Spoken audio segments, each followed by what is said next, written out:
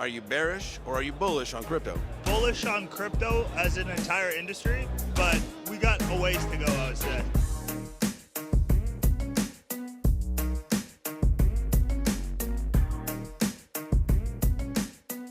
All right, we are at Consensus in Toronto, hanging out with my guy Jerome. Jerome, how's your day going? Good, man. How you doing? I'm doing well. Are you enjoying the conference? It's a fantastic conference. A lot of cool people here, a lot of cool projects. Okay, have you been to a Consensus or a crypto conference before? A lot of crypto conferences, first time at Consensus. Okay. Yeah. All right, what's your key takeaway? What's been your favorite part? A lot of interactive booths and experiences, so people can actually learn how to interact with crypto versus just hearing about it. I like that. Whatever you got going on in this space, or what, if you're working with a project, whatever it is, man, what do you want to say right now? I would say that talk to people. So I'm working on a project called Open Up. So it's a platform for people to get mental wellness, mental health supports, and kind of destigmatize people going through like tough times. So I would say like, if you ever have an issue, don't be afraid to talk to somebody about what you have going on. And yeah, like follow me on Instagram if you like. Jerome Mugambi is my Instagram. Can we actually talk more about this project? Because I think that's so important. As someone who creates content, as someone who talks to a lot of people, I've got a big community. I understand mental health. I go through my own issues because of being in the position I'm in. Like we all do. But like us as men, I think we're in the worst position because we got to just fucking soldier it up, and you get no choice, right? Yeah, dude. So it's like, I got into a really bad motorcycle accident about 2.5 years ago. So I graduated my master's. I was working for PwC. I had a funded startup in the crypto space.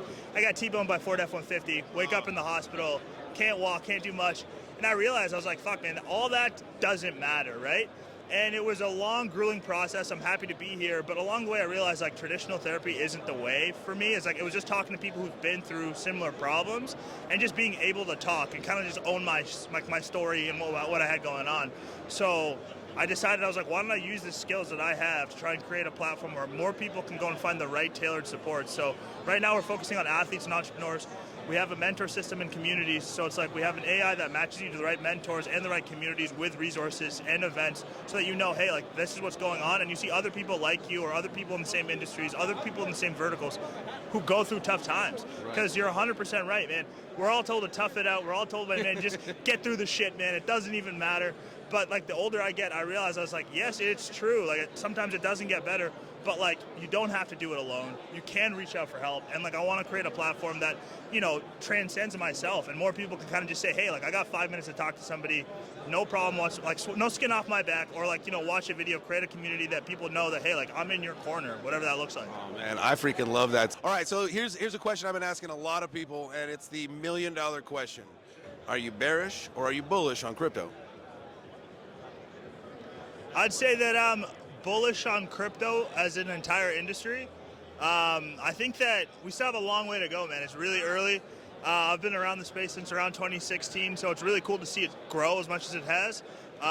But we got a ways to go, I would say. Yeah, okay, cool. I like what you said that. So I got it in 2017, so I'm going to ask you, this is what I've seen, and this is what I talk about in my show, in my community, is like, all right, if you go to like the Bitcoin conference over time, you've seen that like around 2019 it started to shift. I think around 2021 when we came back online, it was fully an industry. We had gone from a movement, the cypherpunks in the beginning, to an industry, and I think now that we're part of the global financial ecosystem, like we've taken another step up into another world. We're not there quite yet, but with all the banks and everything, dude, we're like, it's going to happen within the next 12 months, I think, right?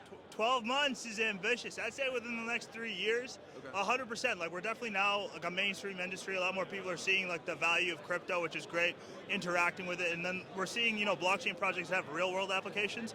We're kind of like moving away from the days where everything was like a finance project, which is awesome.